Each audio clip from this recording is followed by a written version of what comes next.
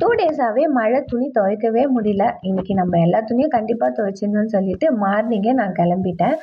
எப்பவுமே நான் மாடியில தான் துணி துவைப்பேன். ஏன்னா நல்லா குழா திருப்பிட்டு துணிய நல்லா அலசலசன்னு அலசி காய போட்டுடலாம். எல்லா துணியும் துவைச்சு காய போட்டுட்டேன். சின்ன வயசுலலாம் எங்க வீட்ல கிணறு தான் இருக்கும். நாங்க அதுலேருந்து தண்ணி எடுத்து தான் துணிலாம் துவைப்போம்.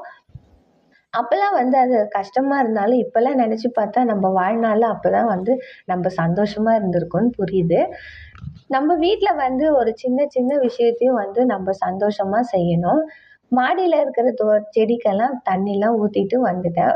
இப்ப துளிர் நல்லா விட்டுருக்கு செடி. செம்பருத்தி பூ ஒண்ணு பூத்திருந்தது. நம்ம ஃபர்ஸ்ட்டு பூனால நான் அம்மனுக்கு வைக்கலான்னு சொல்லிட்டு பறிச்சுட்டு நான் காமாட்சி அம்மாக்கு தான் வச்சேன்.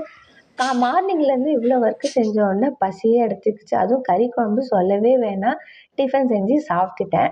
இன்னொரு வீடியோல பார்க்கலாம்.